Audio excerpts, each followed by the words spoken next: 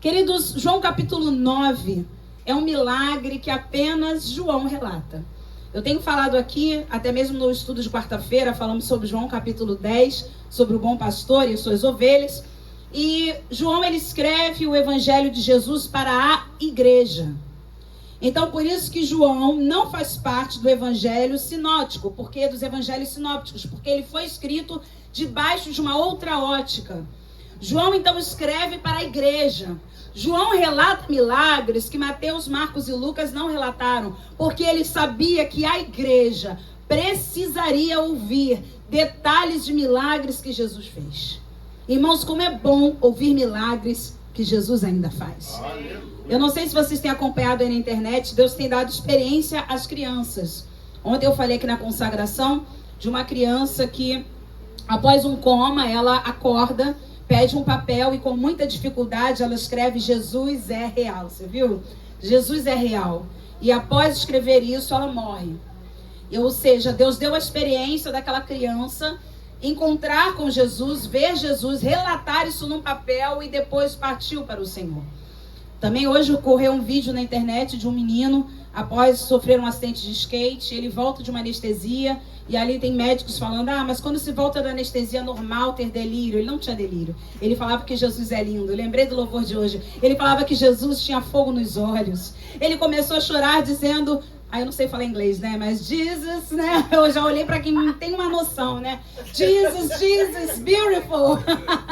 Beautiful. E ele chorando. E o pai já havia falecido há um ano atrás, e ele começa a dizer que ele viu o pai no céu, ele teve uma experiência de ir até o céu, e ele queria ficar lá. Ele diz, meu pai é tão lindo, Deus é tão lindo, Jesus, eu quero ficar contigo, volta logo, Jesus, eu preciso tanto do Senhor. Irmãos, o Senhor está nos dando experiências nos últimos dias, para que todos possam saber que existe um Deus no céu que se manifesta na terra.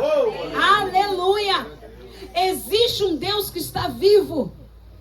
Eu falei aqui ontem que se teve 2 vezes que Satanás ficou sem graça na Bíblia, foi quando Jesus ressuscitou e quando Jó, depois de perder tudo, mesmo a Bíblia dizendo que Deus entregou todos os bens de Jó e até os seus filhos nas mãos do inimigo, Jó não reconhece hierarquia satânica sobre a sua vida e ele diz, o Senhor deu e foi o Senhor quem tomou, bendito seja o nome do Senhor.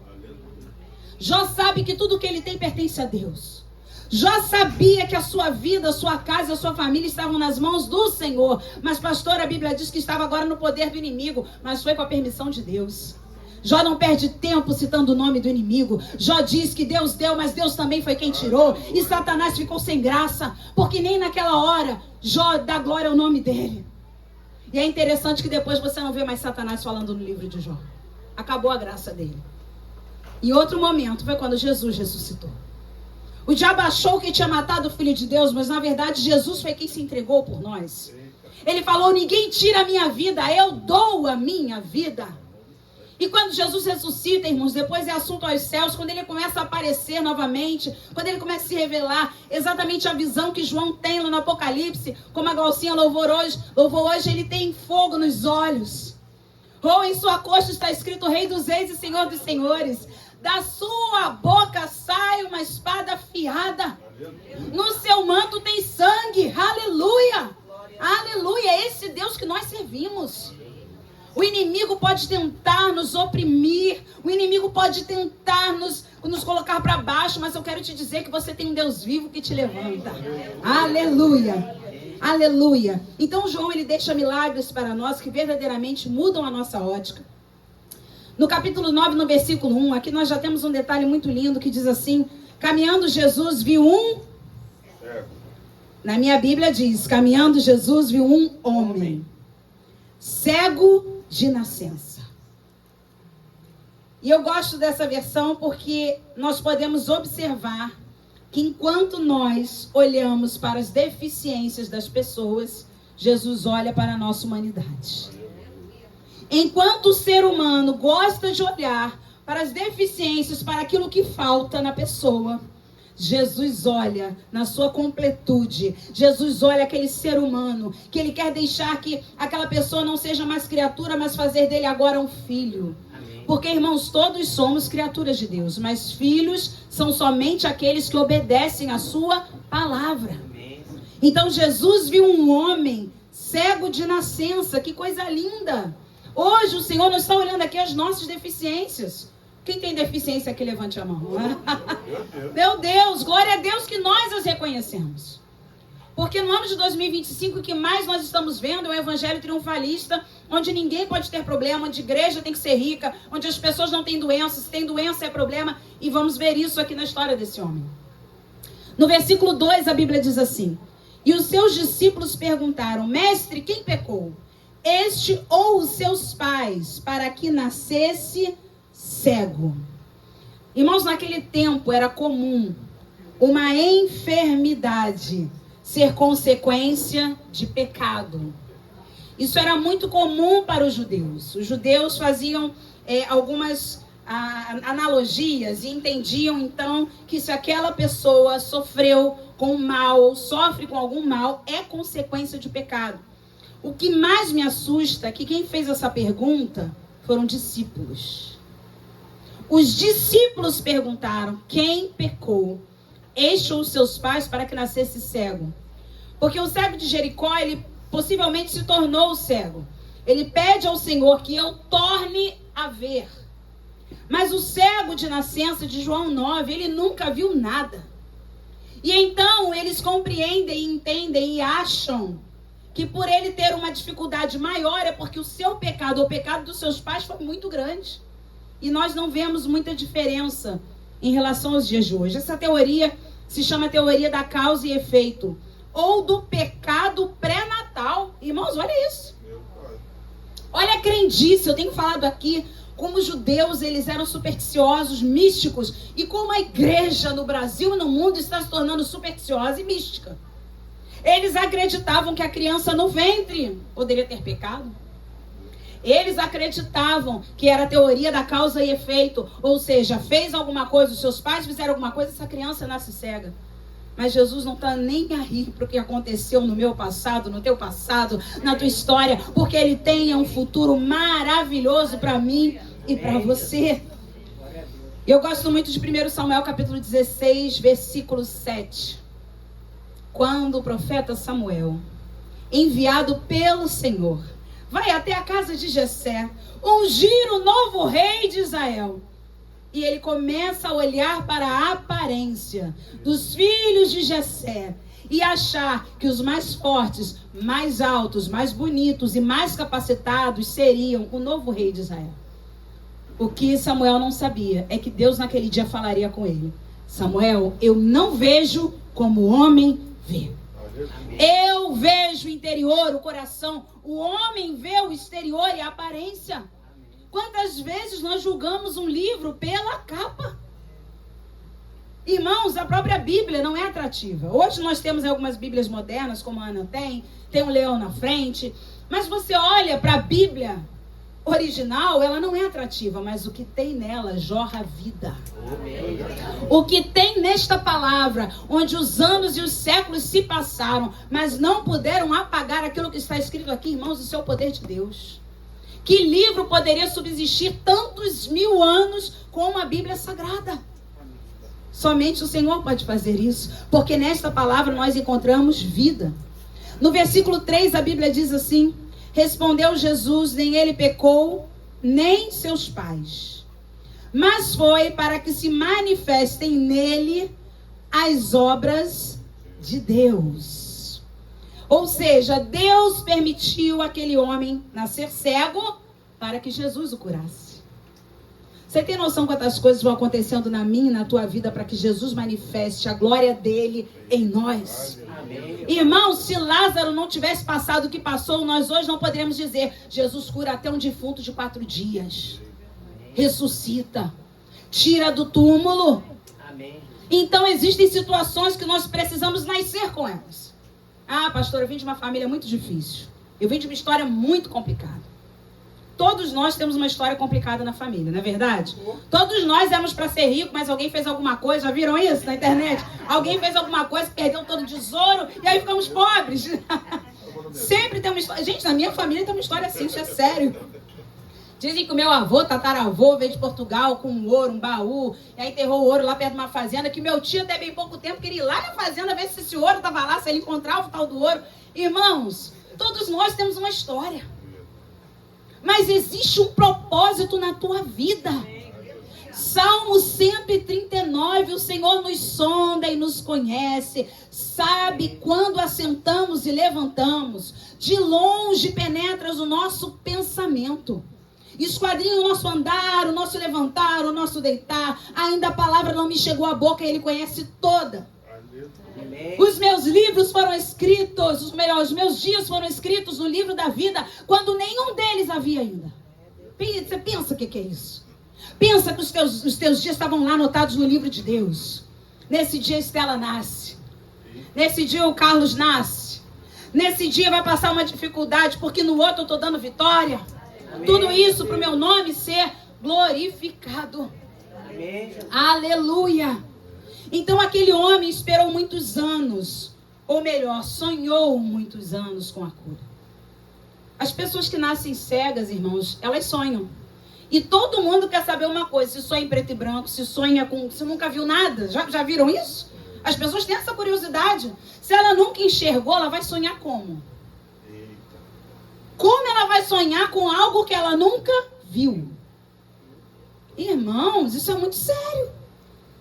E uma vez eu vi um cego que ele falou que ele tem noção, acho que do que é preto e branco, não sei como, mas quando a pessoa nasce cega, irmãos, outros sentidos são aguçados. O tato, o olfato, o paladar, a audição. E de alguma forma, eu sei que eles têm características tão maravilhosas, se tornam muito mais sensíveis do que nós. E aí, este homem, algum dia sonhou, possivelmente com uma cura, mas que nenhum fariseu, nenhum judeu, nenhum mestre poderia oferecer a ele. De repente, sem ele pedir, a cura chegou. Vocês perceberam que esse cego, ele não pediu: Jesus, filho de Davi, tem compaixão de mim, como o cego de Jericó fez? Ele não pediu. A cura chegou junto com o propósito de ser curado para a glória de Deus, porque foi o que Jesus falou aqui. Nem ele pecou, nem seus pais, mas foi para que se manifestem nele as obras de Deus. Existe um propósito na tua dor. Existe um propósito no teu sofrimento. Aline, o dia que nós nos conhecemos, você contou aqui o seu testemunho para algumas pessoas que estavam aqui ainda, eu fui uma delas. Realmente é da gente para casa pensando como ela suportou tudo isso e hoje está aqui para glorificar o nome do Senhor. Glaucia, você hoje fala do seu pai e a gente pensa como ela suportou para estar aqui hoje falando do nome do Senhor. É porque tudo na nossa vida tem um propósito. Há 2 semanas atrás, a minha tia estava falecendo lá em Minas. Meu pai e a Luz estavam lá, não sabiam do que iria acontecer, obviamente, mas havia um propósito. Irmãos, tem situações que nós estamos passando e não estamos entendendo nada, mas precisamos aceitar. Precisamos aceitar que Deus está fazendo alguma coisa. Precisamos aceitar que Ele permanece no controle. O versículo 4, Jesus continua dando uma aula para os seus discípulos. É necessário que façamos as obras daquele que me enviou enquanto é dia. A noite vem quando ninguém pode trabalhar. Irmãos, o ministério de Jesus durou apenas 3 anos e meio. Quanto tempo vai durar o seu ministério nessa terra? Quanto tempo você tem ainda pela frente? Nós somos às vezes muito audaciosos em dizer que se eu não fizer hoje, eu faço amanhã. E amanhã vai chegar? Se eu não for à igreja essa semana, eu vou na outra. E a outra semana vai chegar. Se eu não orar hoje, eu oro depois. Mas o depois a gente não sabe se vai chegar, irmãos. A minha tia faleceu às 11 horas da noite, 11 horas da manhã. O meu pai e a Luz estavam lá, né? Pregando para ela, tentando alimentá-la. Ela estava em casa. Naquele mesmo dia, ela estava com o seu atestado de óbito. Nós não sabemos o dia nem a hora. Amém. Como a Glaucia também falou, Jesus pode voltar para todos nós de forma coletiva, mas também pode ser de forma individual. Jesus pode nos chamar hoje. Jesus pode nos chamar amanhã. E como Ele mesmo disse, o que tens preparado para quem será? Nos preocupamos com tantas coisas deste mundo. Glaucia, parece que a gente combinou, porque pararam de falar do céu. Só se fala em bens materiais. As pessoas que têm experiência de arrebatamento, as pessoas que têm experiência de ressurreição, não se fala em bens materiais. Se fala da beleza de Jesus, que o céu é um lugar lindo, um lugar de paz. Não se fala em bens materiais. O que nós estamos querendo buscar hoje, irmãos, se vamos para um céu onde não se precisa de bens materiais? Aleluia. O que estamos fazendo com a nossa vida cristã quando abrimos mão do nosso devocional, da presença de Deus por causa das coisas desta terra? Louco, essa noite pedirão a tua alma. Irmãos, cada vez mais eu aprendo. No dia que a gente nasce, alguém escolhe a sua roupa, coloca a sua roupinha e vai decidir como será a sua vida. E no dia que a gente morre é a mesma coisa. Alguém vai escolher a sua roupa e vai decidir como, o que você deixou, o que elas vão fazer. E não adianta você dizer, eu quero que a minha casa fique para fulano, eu quero que o meu carro não fique na mão do meu filho. Depois da nossa morte, se você não deixar um testamento com a Simone lá, procura ela já, se você quiser, né? E algumas coisas, mas existem algumas coisas, né, Simone, que vão direto para os filhos como herança. Então a gente tem que entender que a gente precisa deixar um legado e não uma herança. Legado é diferente de herança. Legado fala do nosso caráter, do nosso comprometimento. Legado é o que Jó deixou, homem íntegro, reto, temente a Deus e que se desvia do mal. A herança dele, ele perdeu tudo num dia só. Depois Deus restituiu. Mas Jó estava mais preocupado com o seu legado do que com a sua herança. E quando Jesus disse que era necessário fazer as obras daquele que o enviou enquanto é dia, porque ele sabia que dia era o período do seu ministério. Então ele sabia, eu tenho 3 anos e meio, pela sua onisciência, para fazer as obras daquele que me enviou, porque vai chegar a noite. A noite sempre chega, irmãos. A noite sempre chega, e na noite ninguém pode trabalhar. Durante a noite é um momento de descanso. E um dia nós iremos repousar no Senhor, dormir no Senhor. E aí o versículo 5 diz assim: enquanto estou no mundo, sou a luz do mundo. Se você voltar à página da sua Bíblia, pelo menos na minha versão, você vai ver Jesus falando isso lá em João, capítulo 8, versículo 12. João, capítulo 8, versículo 12, Jesus fala isso. De novo lhes falava Jesus, dizendo: eu sou a luz do mundo. Quem me segue não andará nas trevas. Pelo contrário, terá a luz da vida. Irmãos, aquele cego, ele andava nas trevas. Literalmente. De forma espiritual. Porque apesar de ser judeu, ele precisava reconhecer Jesus como Messias, e de forma física. Uma pessoa que é cega não tem a luz nos seus olhos. Uma pessoa que não enxerga, ela não tem noção do que está acontecendo à sua volta. Então aquele homem, ele vivia nas trevas. Mas Jesus chegou na sua vida. Eu não sei quais são as trevas que você ainda vive, porque, irmão, ser crente não nos torna imunes a situações difíceis. Existem situações que a luz divina vai entrar, vai transformar, vai revelar, porque a luz revela. Quando Jesus declara, eu sou a luz do mundo, ele estava revelando, na verdade, as trevas. A gente só percebe que anda nas trevas, irmãos, quando a luz chega. Já faltou luz na sua casa? Aí você não sabe quando volta, né? Assim, é igual a volta de Jesus. Pode ser 5 minutos, pode ser 1 hora, pode ser um dia inteiro. Eu só sei de uma coisa, quando a luz chega, as trevas têm que fugir. Amém. E nós só descobrimos isso quando percebemos que a luz chegou. Porque depois você começa a se acostumar com as trevas. É ou não é? Você começa a tatear. Porque treva limita a gente. Andar nas trevas é andar com limitação. É andar tateando, tropeçando. Não posso fazer isso porque não tem luz. Não é assim que a gente fica? E eu ia lavar roupa, esqueci que não tem luz. Eu ia fazer um pudim, esqueci que não tem luz. Eu ia tomar um banho quente, não tem luz. Olha quantas coisas as trevas trazem de difícil para as nossas vidas, dificuldade para a nossa vida. Mas enquanto nós temos a luz, não valorizamos. Hoje estamos aqui, o que a gente tem? Um ar-condicionado ligado, luzes para iluminar. Nós temos um microfone, tudo isso está ligado na luz, irmão. Você carregou seu telefone aí? Quem carregou o celular hoje?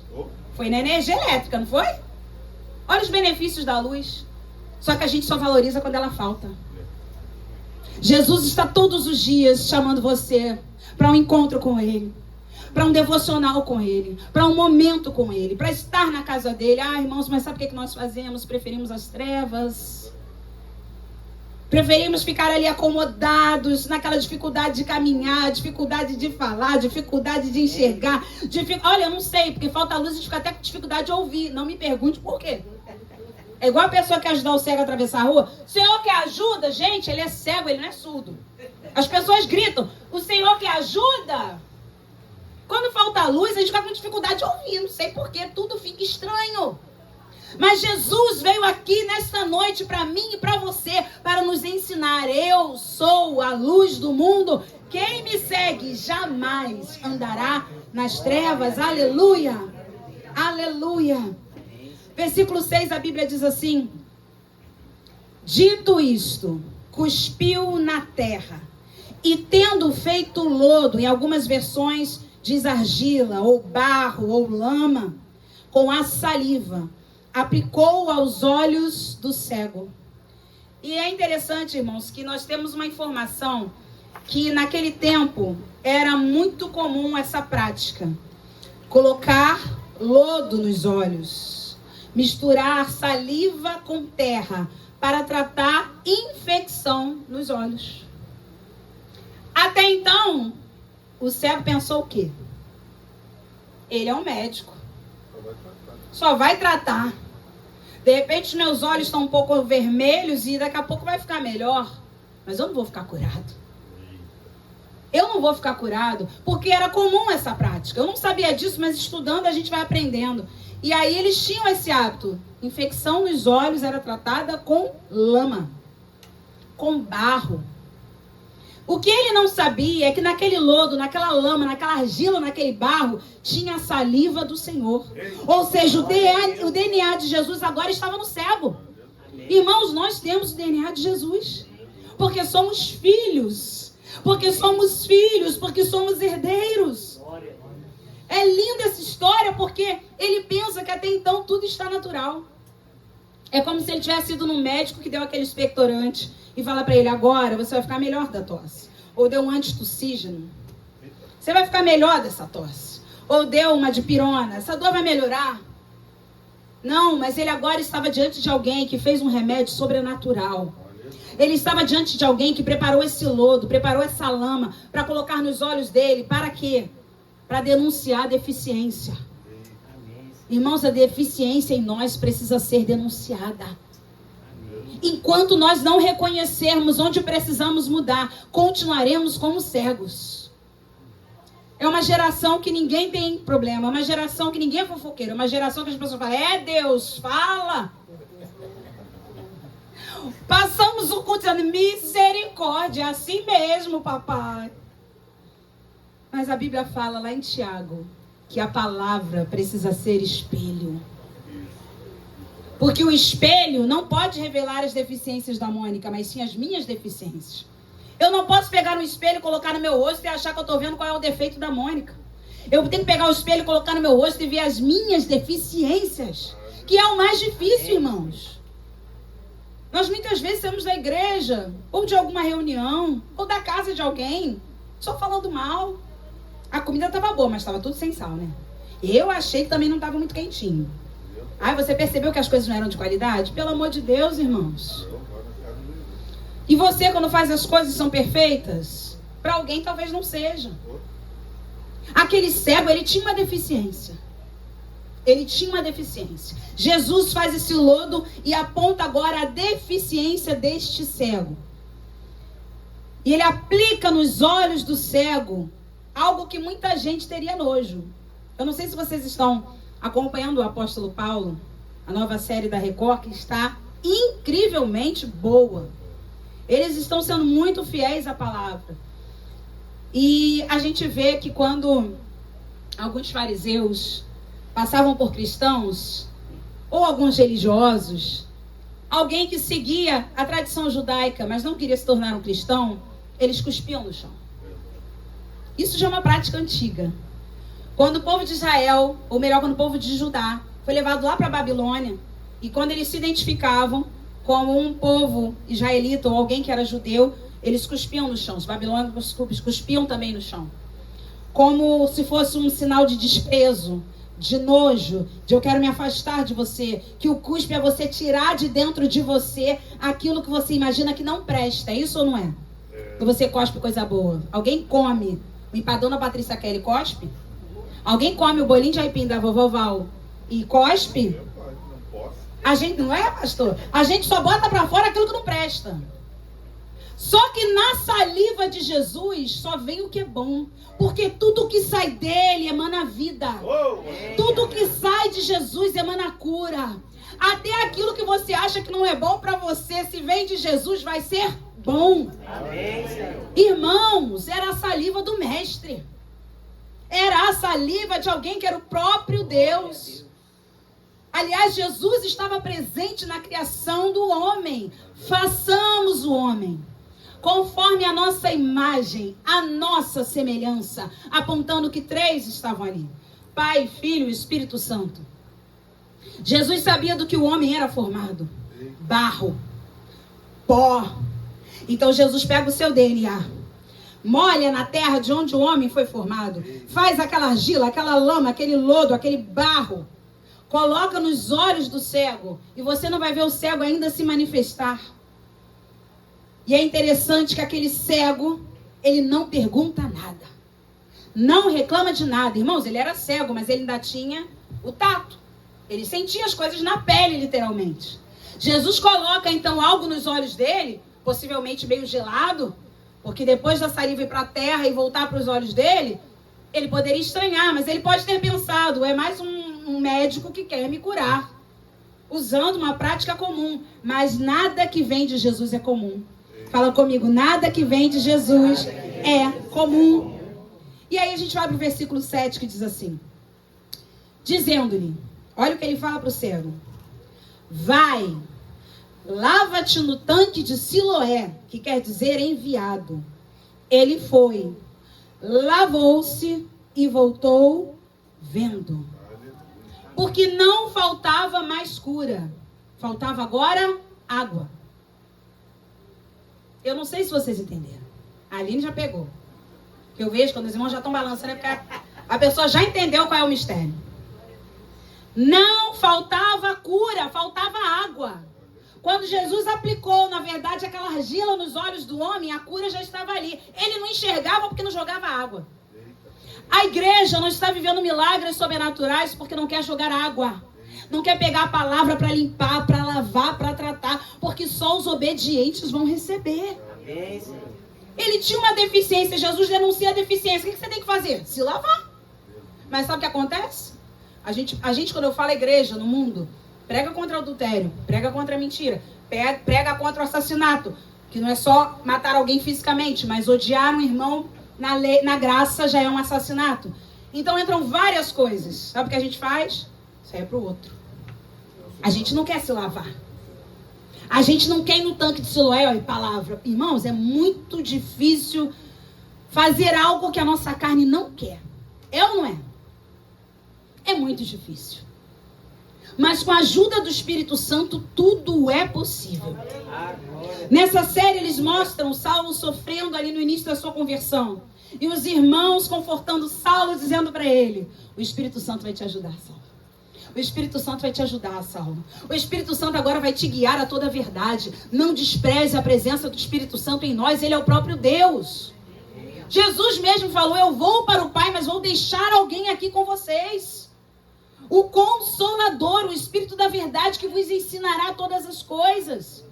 Irmãos, ter o Espírito Santo é como ter um portfólio. E na hora que a gente precisa é só ir lá e tirar. Não é caixinha de promessa, não. É um portfólio de informações. Mas isso para quem lê a Bíblia, para quem tem intimidade com Deus, para quem ora, para quem busca a presença do Senhor. Você tem um portfólio chamado Espírito Santo. Meu Deus. Lembra de Neemias? Ô Neemias, o que é que você tem que tá tão chateado, Neemias? Você nunca ficou assim na minha presença?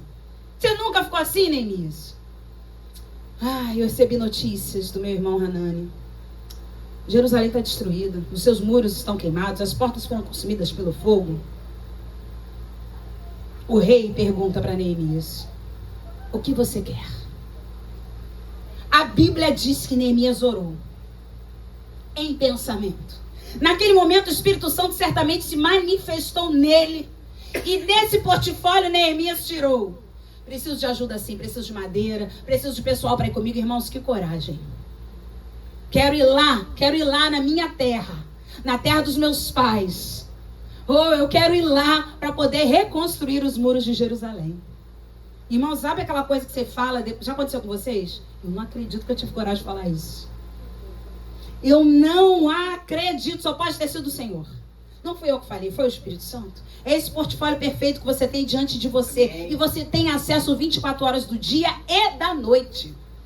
O Espírito Santo não dorme de noite, pelo contrário, a Bíblia diz que não dormita o guarda de Israel. Aquele que te guarda não dorme. É só você acessá-lo. Então, não faltava cura, faltava água. Se o cego agora tinha o DNA de Jesus, ele tinha vida. Como filhos, nós temos o DNA de Deus em nós. Irmãos, eu não sei se você sabe, mas muitos testes de DNA se faz pela saliva. Olha só o que o Senhor já está revelando há tantos anos atrás. Testes de DNA, saliva. Quer saber se é filho? Vê a saliva. Você tem a saliva de Deus aí na tua vida. Você tem o DNA de Deus aí na sua vida. Como filhos, temos o DNA de Deus em nós. Temos cura, libertação, milagres, respostas. Mas está faltando água. Falta a palavra de Deus para tirar o lodo dos nossos olhos.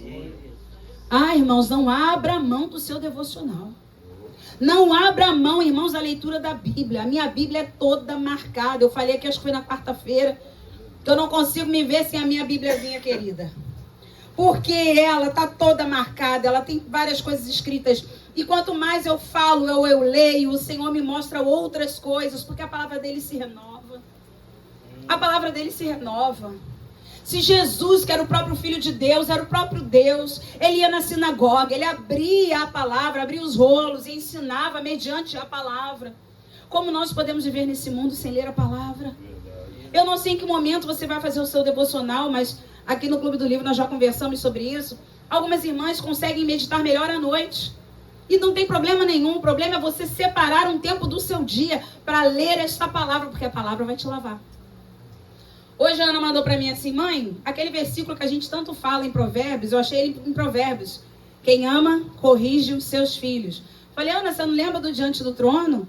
Que tinha essa música? Corrigir os seus filhos. Ela, mas eu não sabia que dava, olha só aí. Ainda mais que ela tem uma outra versão da Bíblia. E a Bíblia fala exatamente isso, que o pai que não ama não vai corrigir os seus filhos. E hoje a psicologia já provou isso. A criança que é criada de qualquer maneira pode fazer o que quiser. Não tem limite se ela não se sente amada. Limite é prova de amor. Limite é prova de amor. Ainda que o filho não entenda. Se o pai e a mãe estão dizendo só pode chegar em casa até tal horário, é prova de amor. Ainda mais morando no Rio de Janeiro, irmãos. Já tá difícil da gente, que é mais velho, sair de casa. Que dirá você deixar um jovem, uma criança, um adolescente, um pré-adolescente. Limite é amor. A criança vai murmurar, vai reclamar, mas ela vai se sentir amada. Porque se você não é amado, a pessoa não está nem aí, sai, volta. Se não quiser voltar, não volta. Não é verdade? A gente vai ver que essa história ainda não acabou, não. Eu vou já adiantar para vocês uma coisa, só que parece uma novela, porque tem um enredo familiar aqui. Você vai ver que tem um enredo familiar nessa história. Seguindo. Versículos 8 e 9. Então os vizinhos e os que dantes o conheciam de vista, como mendigo, perguntavam: não é este o que estava assentado pedindo esmolas? Olha só. Água de Maria aqui é melhor. Olha o versículo 9. Uns diziam: é ele. Outros: não, mas se parece com ele. Ele mesmo, porém, dizia: sou eu. Eu quero te dizer que você vai ficar irreconhecível quando o Senhor mudar a tua sorte. Uma pessoa que se converte, você diz assim: gente, é ela? É a Rosa? É a Rosa de Jesus? Porque o nome dele é Rosa de Jesus. É a Rosa? Não, se parece com ela. Irmãos, eu tenho um convite para fazer a você. Sexta-feira vai ter Valente de Davi. Você vai para a rua A gente paga até alguns micos, porque às vezes vem umas pessoas tão estranhas que a gente fala assim, será que ela precisa de roupa? A gente fala, Maria, aconteceu essa gafa. E a moça falou, não tô precisando de nada não. Mas é que as pessoas às vezes estão andando tão... Meu Deus, o cabelo desgrenhado, com umas sacolinhas assim se arrastando de noite no piscite. O que você pensa? Quer um alimento? Quer uma roupa? A Maria a moça falou, não tô precisando de nada não. Jesus. E teve uma que eu fiquei, gente, eu acho que esse aí é... É sim, gente, olha como é que ele vem puxando assim, vem andando com um monte de saco, mas não era não. Depois chegou perto, eu vi que não era. Olha a situação que a gente passa. Por quê? Agora tem uns que são característicos. Né, pastor? Aquele da cobertinha, estão no chão, sangrando, cheio de fezes. Dá um banho nesse homem, deixa ele passar pelas águas. Irreconhecível. Foi exatamente o que aconteceu com este cego. É exatamente o que acontece conosco quando Jesus muda a nossa sorte. Não era esse que passava a pé, com muita dificuldade, pedindo até alimento na igreja? Passou de Porsche? Deus mudou a minha sorte, fica irreconhecível, porque Deus faz assim, irmãos. Não é aquela que tinha muita dificuldade por causa da pressão alta, da diabetes? Sim, mas ficou curada e agora já pode comer o pudim na igreja, com moderação. Não é aquela que tinha problema de artrose, não conseguia nem ajoelhar para orar? Sim, mas agora Deus mudou a sua sorte. A casa dela está ficando já um buraco de tanto que ela ora de joelhos. Irmãos, é ficar irreconhecível. Não podemos ser os mesmos de antes. Conversão é mudança total de direção. Tem que mudar completamente. Eu ouvi essa música, mas não ouço mais. Eu gostava de falar palavrão, mas eu não falo mais. A gente aprendeu cultura do reino semana passada com o pastor João. Irmãos, como tem crente que não tem a cultura do reino. Crente que ainda usa crucifixo com Jesus pendurado. Você está levando morte, não vida, irmãos. A cruz está vazia. Nós temos cultura do reino, então você tem que ver que você está vestindo caveira. Crente usando roupa de caveira, irmãos. O que é caveira? É a morte. Você gosta de olhar para uma camisa preta com uma caveira? Fala a verdade. Aquilo... Sabe o que eu tenho visto pastores falando? O diabo está pegando nesses últimos dias situações que sempre foram horrorosas. Você vê aí que as crianças gostam, os monstrinhos que sempre foi uma coisa que você queria à distância. Mas eles estão colocando agora, romantizando como algo bonitinho. O monstrinho é legal. O vampirinho é maneiro. Coisa que a gente morria de medo quando era criança. Agora tá tudo romantizado. Tá tudo muito lindinho. Tem um negócio agora, até caçando uma Lubabu. Como é que é o nome dele? Gente, vocês conhecem. Lubabu, vocês sabem como é que eu sou ótimo. Labubu. O negócio custa não sei quantos R$1.000. Olha só. Tribufo. As pessoas adultas estão correndo atrás desse boneco. Porque eles estão brigando, porque eles estão colocando o valor lá em cima. Aí tem uma réplica daquilo ali. As pessoas estão fazendo os maridos irem buscar esse negócio aí do Labubu ou do Tribufu. Custa uma grana, R$2, R$3.000. E sabe como é que é o bicho? Os dentes assim. Gente, me desculpa, mas é igual esse dente. Falei certo? Me desculpa. Aquilo não é bonito. Mas tá todo mundo achando agora o bichinho que tem a boca desse tamanho, com o dente tudo quebrado, lindo. Que isso, irmãos? Você está ensinando um bebezinho, uma criança, que o feio é bonito? A Bíblia já fala sobre isso. Ai daquele que chama o bem de mal, o mal de bem. O doce por amargo, o amargo por doce. Pelo amor de Deus, cultura do reino. Na casa dos seus filhos, abre o quarto, é só boneco doido, maligno, gente. Vocês viram que aquele jovem que matou os seus pais e a sua irmã, né, o seu irmão? Você viu o tipo de jogo que ele jogava? Entrando dentro de casa, através de um jogo que ensinava a matar. Ensinava a morte. E a gente às vezes acha que o filho está dentro do quarto, está protegido, está guardado, está bem. Cuidado, irmãos. Cuidado. Pode estar se envolvendo com pornografia e você não sabe. Pode estar aprendendo a matar e você não sabe. Pode estar aprendendo até magia negra e você não sabe. Eu visitei uma pessoa no hospital, no nosso trabalho de capelania, que ela falou para mim que fazia live ao vivo, matando galinha, fazendo despacho, trabalho, dentro da religião dela. Ganhava muito dinheiro com isso, mas estava com Covid. Eu falei de Jesus para ela, ela falou, Eu vou dizer para você, todos os meus filhos são crentes, menos eu. Eu continuo com os meus trabalhos. Falei, mas eu sei que Deus tem uma obra na sua vida. Ela falou, pode até ser. Irmãos, para Deus nada é impossível. Cultura do reino não é morte. Cultura do reino não é matar galinha. Cultura do reino não é caveira. Cultura do reino não é monstrinho. Ensinar seu filho a brincar com monstrinho. Leia Apocalipse. Fala de dragão, serpente, animais terríveis, a besta. E tu vai achar bonitinho o teu filho ficar estampado com coisas que não fazem parte da cultura do reino? Irmãos, olha, eu vou dizer pra você, que nem Jó. Ontem eu falei sobre isso.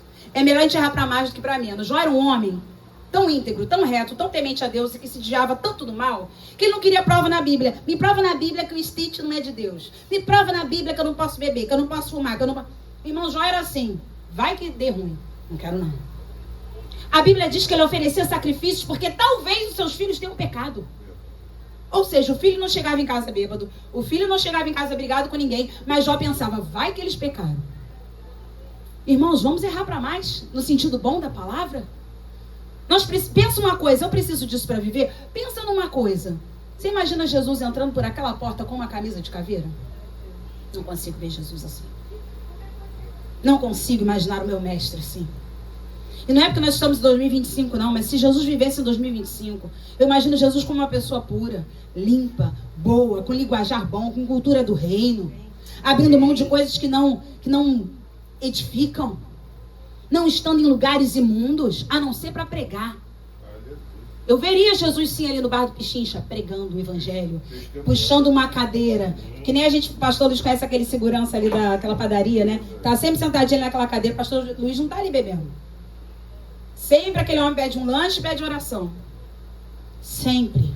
Já pediu um agasalho para ela. Aí. Não esquece de mim não, né? Levar o agasalho dele sexta-feira. Isso é cultura do reino. Então o que está faltando na nossa vida, igreja, é água. Tá faltando água para tirar a sujeira do lodo. Vocês estão entendendo? A água vai tirar a sujeira do lodo. E aí a gente tem que ficar irreconhecível.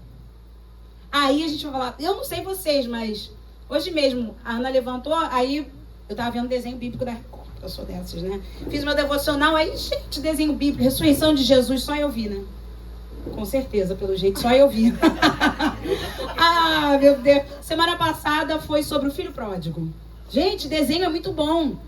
Existe uma explicação científica para isso que você não compreende de forma comum. Se você vê o desenho, você entende melhor.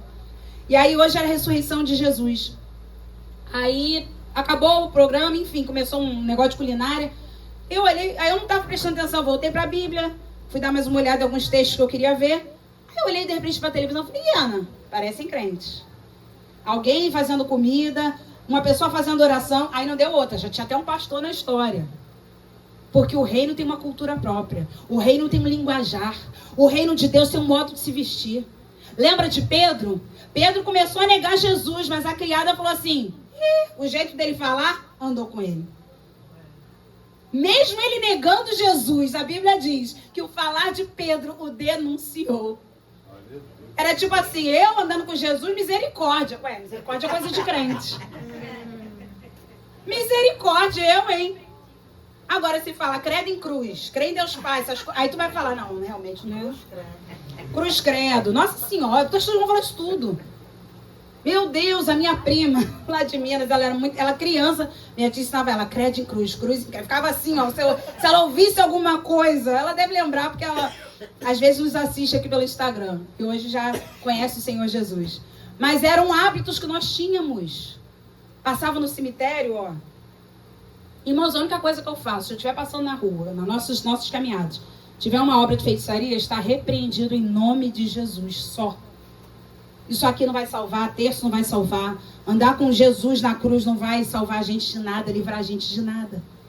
Precisamos ficar irreconhecíveis. Fala comigo, eu preciso ficar irreconhecível.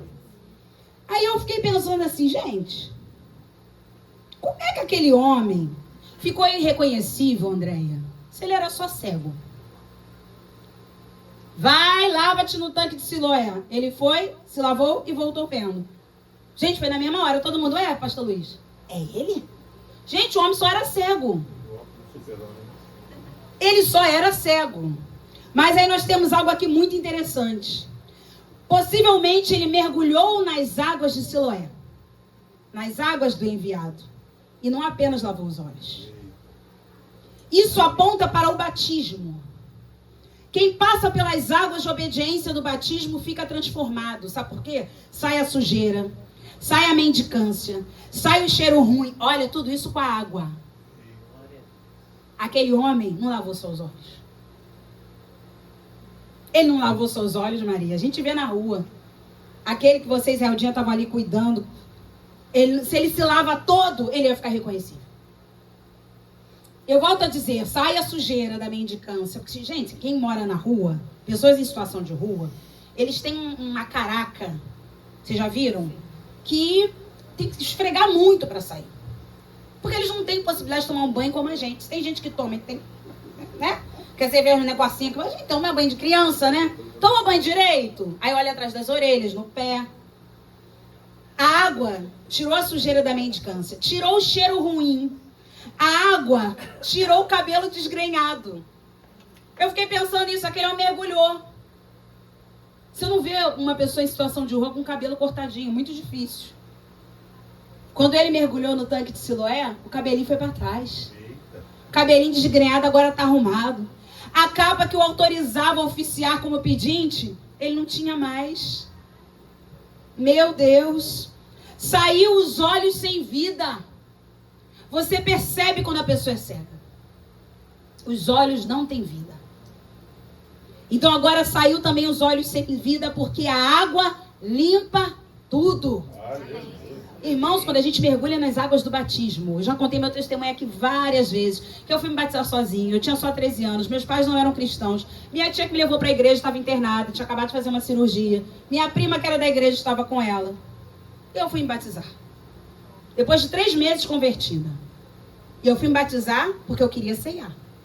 Que eu era a única adolescente excluída da ceia, porque eu não era batizada. Aí eu falei, eu não vou ficar sendo excluída não, vou me batizar. Mas não vou deixar de ouvir as músicas do mundo, que eu amo um funk. Sim, você vai me olhar e vai dizer, você, Fabiano e Aline, que já vai, pastora Fernanda, gostar de funk? Você ainda tá falando, é um Roberto Carlos, é um Djavan, mas funk, sim. Era mais um Silva. Sim. Olha, pastor, tu não mexe com essas coisas. Olha, veio aqui, Senhor. Não vai nem falar que ele, quem conhece na época lembra. Só mais um Silva. E aí, eu fui nessa autoridade. Não vou, todo dia, irmãos, usava um horário numa rádio que eu ouvia, era 4 ou 5 horas, que começava como se fossem as melhores. E até, a Sandra lembra, e até às 6. A Sandra, o negócio da Sandra era internacional. A Sandra é só... A Sandra é sempre poliglota. Até hoje ela é poliglota. Ela não gosta nada do Brasil assim, não. Então ela sempre foi internacional, ela era muito ligada nessas coisas. E eu, funkeirinha. E aí, irmãos, fui eu pro batismo. Na casa do pastor João, porque a piscina era lá. Mas não namorava, não, porque ele ia namorar com uma ímpia. Eu não estava nem batizada.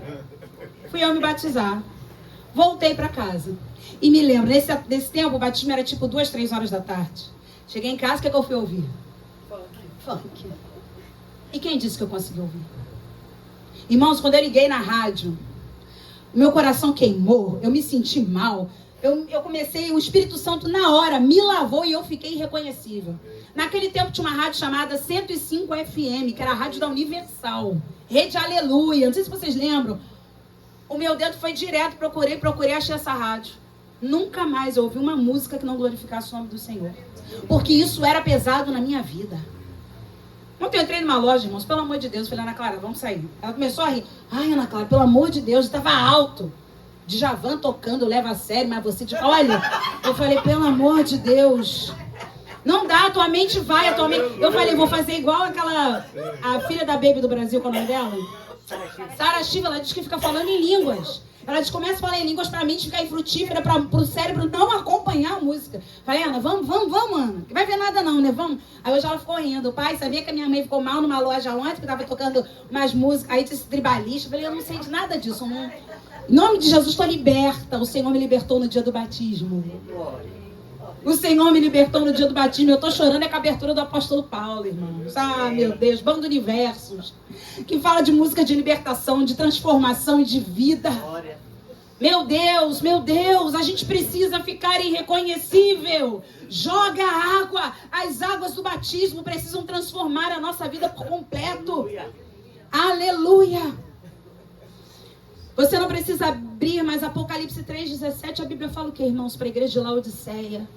Mal sabes que você é miserável, pobre, cego e nu. Por isso que quando nós nos convertemos, ficamos irreconhecíveis. Agora, pula para o versículo 18. A gente está caminhando para o final da mensagem? Ai, irmão Carlitos. Gente, ele está mudando agora a entonação de voz. É melhor que não pode faltar. Eu acho que um dia a igreja vai ter uma fonte de água, pastor. E irmão Carlos vai fazer um anúncio. Vamos dar o testemunho disso. Ele está só... Tati Kelly, você não está aqui, mas seu pai está mandando muito bem. Pula para o versículo 18. Olha só. Não acreditaram os judeus que ele fora cego e que agora via, enquanto não lhe chamaram quem? Opa, que nem o João Clé, para. Peraí. Esse homem estava na rua, mas ele tinha pai e mãe. Você vai deixar Benjamin na rua?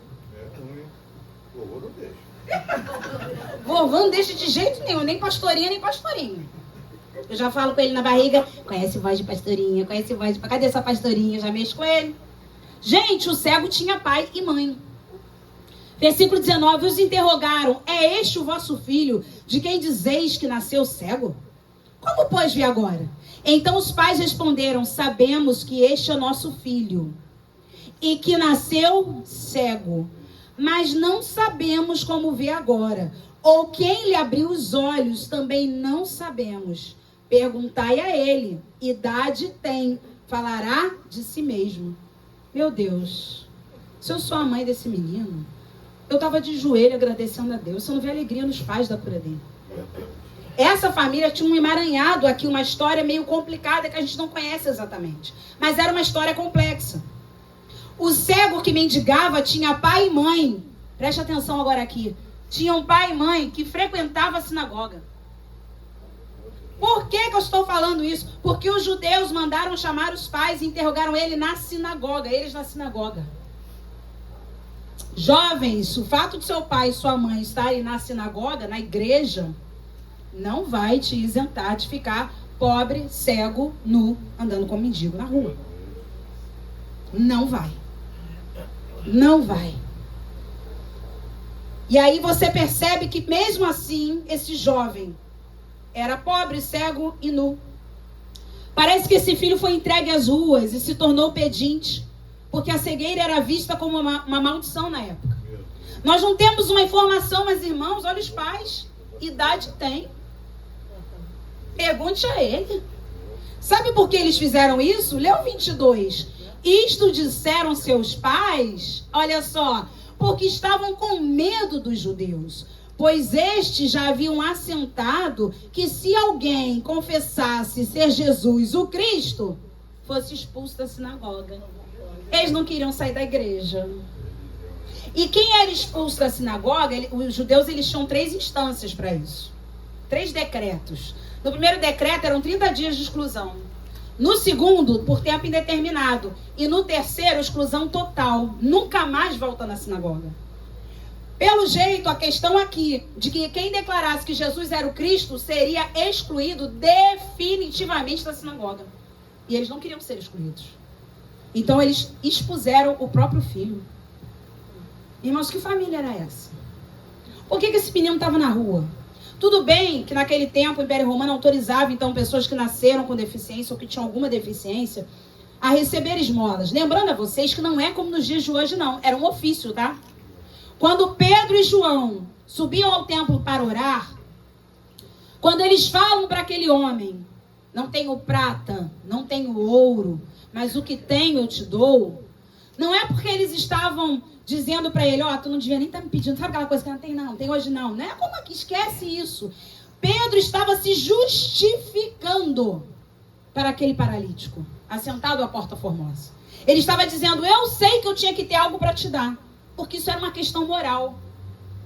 Eu sei que eu tinha que ter algo para te dar. Mas eu estou falando de igreja primitiva. Lembra de Atos 2? Tudo que eles tinham era repartido. Era dividido. Quando Pedro e João foram às 3 horas da tarde orar, a coleta da manhã já tinha passado. O único dinheirinho que eles tinham já tinha ido para ajudar os irmãos. Então eles falam, não tenho prata, não tenho ouro.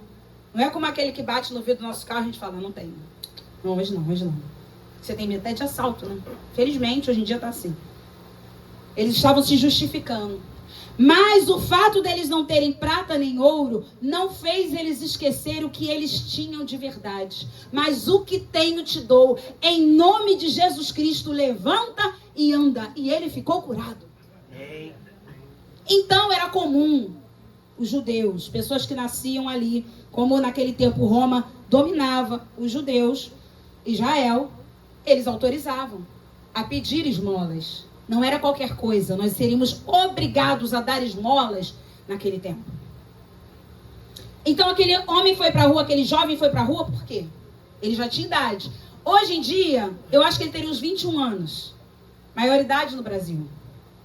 Ele teria uns 21 anos. Para algumas questões, 18. Para outras, 21. Vamos dizer que ele tinha uns 21 anos. Quando ela diz idade, tem. Para os judeus, geralmente, era 18. Pergunte a ele. Por que esse menino ficou na rua? Só para pedir dinheiro? Por que os pais não quiseram se envolver com a sua história? Ele foi deixado na rua porque isso era atrelado à maldição? E os pais não queriam ter maldição na sua casa? Irmãos, nunca abandone os seus filhos. Nunca despreze a sua família. Porque você vê aqui, não era para um pai estar feliz? Não era para uma mãe estar pulando, glorificando? Não era para ele estar dizendo, eu não quero saber de sinagoga nenhuma, meu filho está curado, eu vou levar meu filho para casa, eu vou tratar do meu filho. E eu, não, a gente não quer sair da sinagoga. Pergunta a ele. Eu não consigo me imaginar assim. Não consigo pensar num pai, numa mãe assim. Os pais não queriam ser expulsos da sinagoga por causa do filho. Não havia vínculos de amor nessa família. Ele se afastou dos pais, ou os pais o abandonaram, não sei. Mas Jesus o encontrou para encontrar a sua alma, ou melhor, para curar a sua alma também. E aqui nós vemos também, isso aponta para a decisão pessoal. Ter filhos dentro da igreja é levá-los ao caminho do Senhor, mas eles precisam se converter. Os nossos filhos têm que ser convertidos, batizados nas águas. Tem que ter cultura do reino. A Bíblia manda inculcar na cabeça da criança. A gente não sabe como foi essa história familiar. Se esse menino saiu de casa, era rebelde, se afastou. Se os pais, mas a maneira como os pais o tratam aqui, eu vejo uma distância muito grande. Mas o que eu sei é que Jesus o salvou. Para a gente finalizar, vou convidar a equipe de louvor. João 9, versículo 35. Olha que coisa linda. Jesus se revelando ao cego. Ouvindo Jesus que o tinham expulsado, encontrando-o, lhe perguntou: crês tu no Filho do Homem? Porque veja bem, os pais não foram expulsos, mas ele foi. Porque ele falou, é que a gente não vai ter tempo de ler tudo, mas depois você lê essa história em casa. Ei, já falei que foi Jesus o Nazareno que me curou. Vocês querem que eu repita? Irmãos, a rua deixa a pessoa muito afiada na língua. Porque ela já vive debaixo de um complexo. Ele chegou a falar para os judeus que estavam ali, vocês também querem ser discípulos dele? E aí ele foi expulso da sinagoga por isso. Quando eles falaram, olha, a gente não quer ser discípulo dele, coisa nenhuma, você quer ser fora da sinagoga. Aí, irmãos, expulso da sinagoga, encontrado por Jesus. Parece o título do pastor Luiz, não parece? Quando o pastor Luiz prega bem poeticamente. Expulso da sinagoga, encontrado por Jesus. Agora desceu fresquinho. Encontrando-lhe, perguntou: crês tu no Filho do Homem? Ele respondeu e disse: quem é, Senhor, para que eu nele creia? Irmãos, vocês percebem, só que dá uma outra mensagem, que ele é sempre reativo. Ele está sempre na defesa, de tão humilhado que ele já foi. Mas quem é esse para que eu possa crer? Jesus mansamente fala para ele, versículo 37. Já o tens visto, e é o que fala contigo. Então afirmou ele: creio o Senhor e o adorou. Não importa a nossa história de vida. Não importa os desprezos, as rejeições que você já viveu. Não importa, não importa. Jesus, quando te encontra, foi expulso da sinagoga, vem para mim.